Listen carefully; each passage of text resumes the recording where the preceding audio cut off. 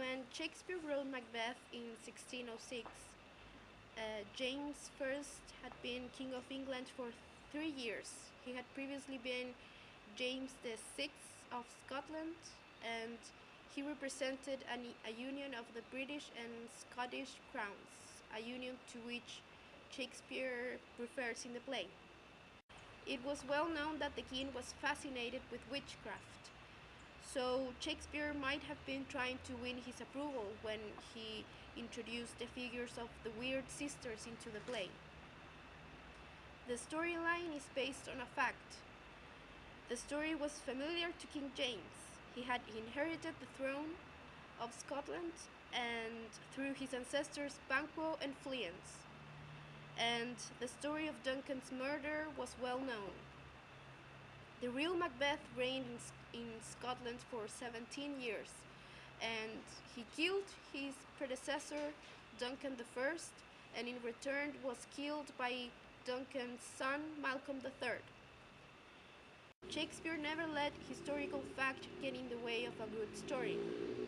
He changed several aspects of the original story, either to intensify his drama or to ensure political correctness.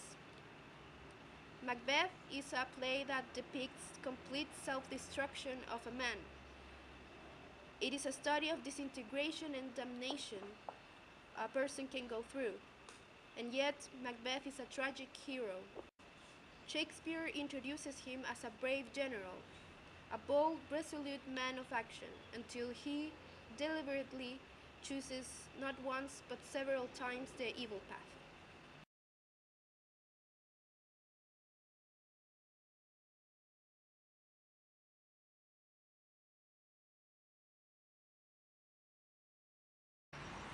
A drum! A drum! Macbeth has come!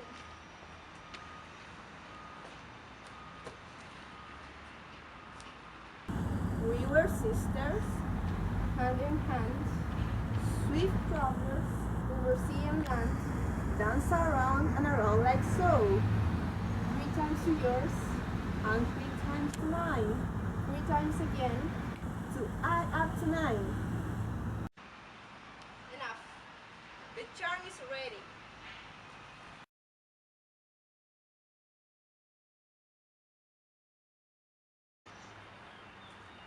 I've never seen a day that was so good and bad at the same time.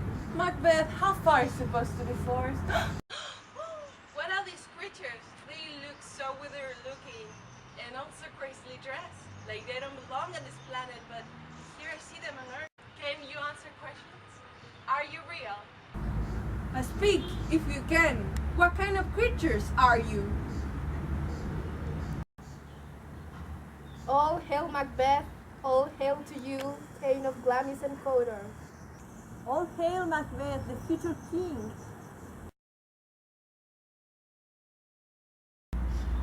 My dear Macbeth, why do you look so startled and afraid of what these witches have been saying to you? Tell me, are you illusions? Are you really what you seem to be? You've come here and greeted my friends with honors and a glorious future, yet you haven't said a word to me. So, if you really can say and think about the future, please, I beg you, please tell me how things will turn out for me. I don't want any of your favors, and I'm not afraid of your hatred. You are lesser than Macbeth, but also greater. You are not as happy as Macbeth, yet much happier. Your descendants will be kings, even though you will not be one. So all hail Macbeth and Banquo. Stay, you imperfect speakers, and tell me more. I already know I will become the Thane of Glamis because I inherited the position when my father, Sinel, died. But how can you tell me that I will become the Thane of Gardure if the Thane of Gardure is alive and is a rich and powerful man? And it is completely impossible for me to be the Thane of Gardure, as is impossible to me to become the king. And why you stop us here in this desolated place? Speak, I command you.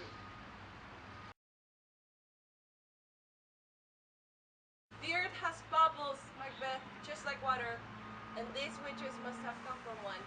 Where did they vanish? Have we eaten a poisonous root that took prisoner our reason? We don't know. Macbeth and Banquo treat their prophecies skeptically until some of Duncan's men come and congratulate them for their victories in the battle. And Macbeth has indeed been named Thane of Cawdor. Macbeth is intrigued by the possibility that the witch's prophecies might be true, but he is still uncertain of what to expect. He visits King Duncan and they plan to dine together in Macbeth's castle. Then he writes to his wife and tells her about the witches and their prophecies. Lady Macbeth suffers none of his husband's uncertainties, and she desires the kingship for him and wants him to murder King Duncan. The plan consists on getting the king's two chamberlains drunk so they will black out. While King Duncan is asleep, Macbeth stabs him. When his death is discovered the next morning, the two chamberlains are the ones who are blamed for the king's death, and Macbeth easily obtains the crown. King Duncan's son, Malcolm, flees the country, fearing that whoever killed his father might be after his demise as well. Fearful of the witch's prophecies, that Banquo's heirs will seize the throne, Macbeth hires a group of murderers to kill Banquo and his son. They ambush Banquo, but his son, Fleance, is able to escape. Macbeth becomes furious. As long as Fleance is alive, he fears that his power will remain insecure. Although his conscience is filled with horror, Macbeth accepts evil as his only accompaniment from now on. From a brave soldier and a noble person, Macbeth reaches a state where he is a soulless man. Macbeth goes to visit the witches, where they present him further prophecies. First, he must beware of Macduff, a Scottish nobleman who opposed Macbeth's accession to the throne. And second, he is incapable of being harmed by any man born of a woman. Macbeth, of course, is relieved and feels secure. He knows that all men are born of women. However, he orders that Macduff's castle be seized, and most cruelly that Lady Macduff and her children be brutally murdered. When news of his family's execution reaches Macduff in England, he is tormented with grief and vows revenge. Prince Malcolm, King Duncan's son, has succeeded in raising an army in England, and Macduff joins him as he rides to Scotland to challenge Macbeth's forces.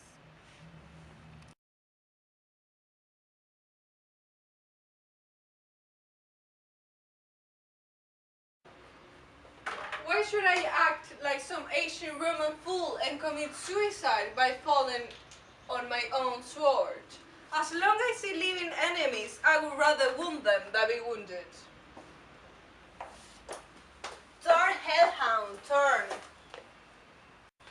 You, go away! Of all else men's, I have avoided thee. My soul is too much stained of the blood of your murdered family. I have no words, my voice is in my sword. Thou art too evil for words. Thou losest labor. You rather try to stab the air with your sword or try to stab someone who can be harmed. I led a charmed life that cannot be defeated by a man born of a woman. Despite thy charm, the evil spirit thou serves can tell thee I was not born. Macduff was from his mother's womb untimely ripped. Curse your tongue for telling me this. I no longer believe those tricky witches. They have tricked me with their double meanings. My courage has deserted me. Then you'll be a coward and we will put you in a freak show just like they do with deformed animals. We will put that picture right above the sign, "Come and see the tyrant." I won't surrender and kiss the ground. I will fight to the end. Now come and fight. Lie on, Macbeth.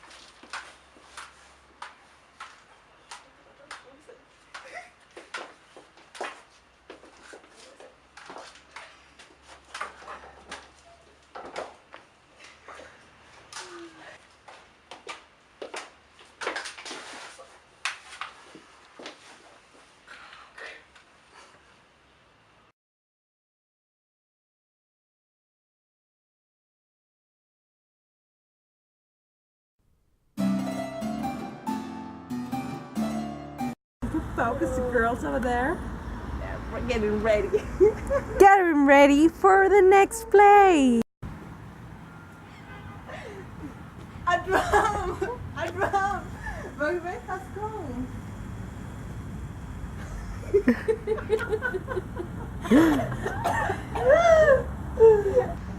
Espérate, es que no. Podríamos empezar. All hail Macbeth. All hail Macbeth. The future king. Macbeth, why do you look so startled and afraid of what these creatures have said to you? Se me olvidó todo.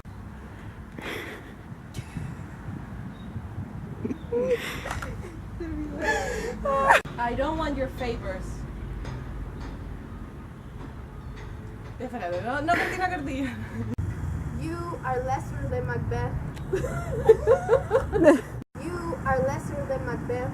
No puedo mirarte. Voy a mirar a otro lado, ¿ya? Mira, mira.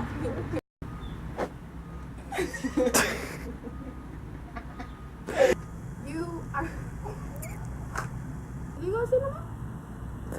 You are not as happy as Macbeth, yet much happier.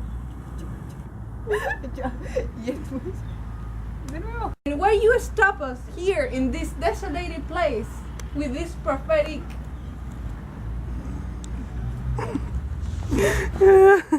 I already know I'm going to be the Thane of Glamis because I inherited. Oh, ¿cómo se dice eso? No me hace suerte. No, para.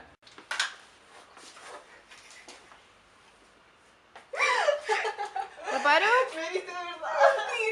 My courage has deserted me.